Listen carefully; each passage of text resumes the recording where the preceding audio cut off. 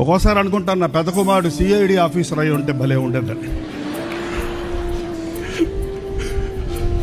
ఎలా పసిగడతాడో తెలియదు కానీ ఒక ప్రత్యేకమైన గిఫ్ట్.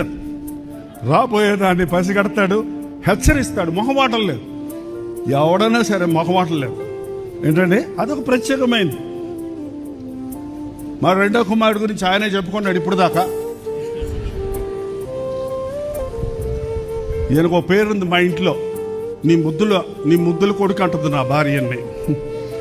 ఎప్పుడు ఎంట పెట్టుకున్నాను, ఎందుకంటే ఈ ముద్దుల కొడుకుని ఎవరిని ఎత్తుకుపోతారేమోనని, సైతాన్ని ఎత్తుకుపోతేమోనని. అయినా కూడా తప్పించుకొని తిరిగారని ఇప్పుడు చెప్పింది చూస్తే నాకే ఆశ్చర్యం వేసింది. బట్ దేవుడు వదిలిపెట్టాడు కదా. ప్రార్థనతో పెంచిన బిడ్డలు పాపాన్ని రుచి చూస్తారేమో కానీ పాపంలో బతకలేరు, తప్పిపోతారేమో కానీ దేవుడు విడిచిపెట్టడు. నేనైతే నాకు తెలియదు ఎన్ని రాత్రులు నా బిడ్డల కోసం తిండి తినకుండా నిద్ర పోకుండా మూలుగుతున్నాను. ఒకవేళ కొడుకులకు కూడా పూర్తిగా తెలియదు, నా భార్యకు తెలుసు.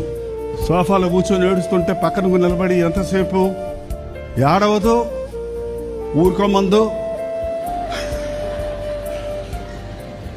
నా ఫీలింగ్కి నా కళ్ళ మీద కారిపోతుంటాయి నీళ్లు, కాళ్ళు వాసిపోతాయి. తన కంటమ నీటి రాదు, స్తంభంలాగా నిలబడద్దు ధైర్యంగా.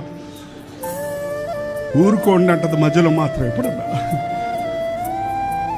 దేవుని కృప అండి నా పట్ల, నాకు ఇచ్చిన భార్యను బట్టి, నా ముగ్గురు కుమారులను బట్టి ఐఎమ్ ప్రౌడ్ అబౌట్ యూ. మరి రాజ్ ప్రకాష్ గురించి నేను చెప్పక్కర్లేదు, చాలా మంచివాడు అనబడే.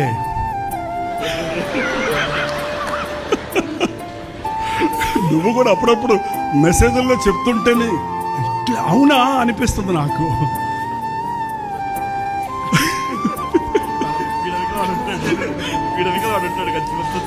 బట్ ఏదేమైతేనే ముగ్గురు దేవుని ప్రేమతో పట్టబడ్డారు, దేవుని సేవలో సాగుతున్నారు. కాబట్టి చాలా సంతోషం, చాలా సంతోషం. ముగ్గురు ఒకసారి